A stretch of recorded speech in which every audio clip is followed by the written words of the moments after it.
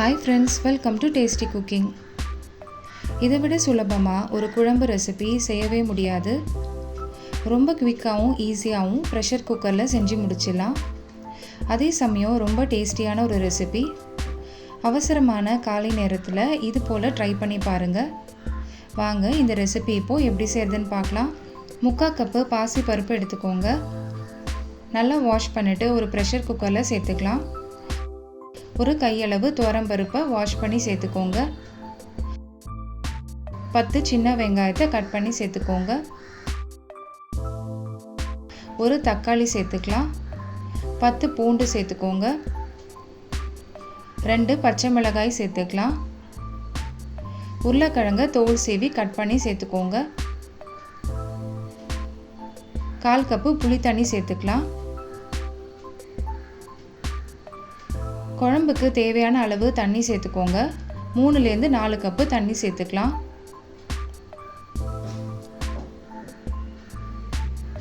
அரை டீஸ்பூன் மஞ்சத்தூள், தேவையான அளவு உப்பு சேர்த்துக்கோங்க.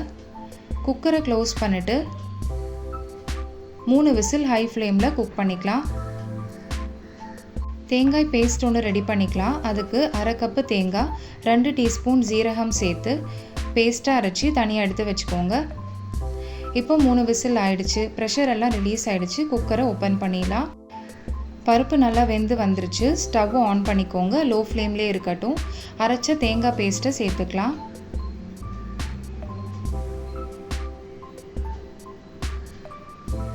நல்லா கலந்து விட்டுருங்க. இப்போ இதுக்கு ஒரு தாளிப்பு ரெடி பண்ணிடலாம். 1 டேபிள் ஸ்பூன் தேங்காய் எண்ணெய் சேர்த்துக்கோங்க. 1/2 டீஸ்பூன் கடுகு சேர்த்துக்கலாம்.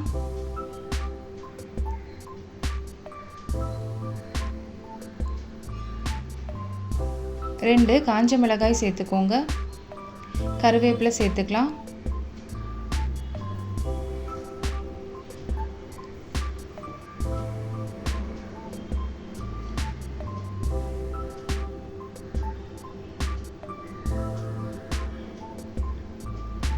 இந்த தாளிப்பை குழம்பு மேலே சேர்த்துக்கோங்க.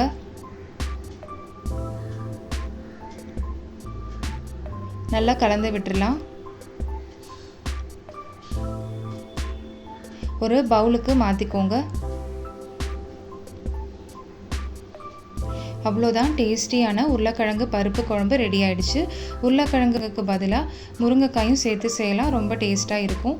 நீங்களும் இந்த மெத்தடில் ட்ரை பண்ணி பாருங்கள். கண்டிப்பாக எல்லாருக்கும் பிடிக்கும். வீடியோ பிடிச்சிருந்தா டேஸ்டி குக்கிங் சேனலை லைக் அண்ட் சப்ஸ்கிரைப் பண்ணிக்கோங்க. தேங்க்யூ.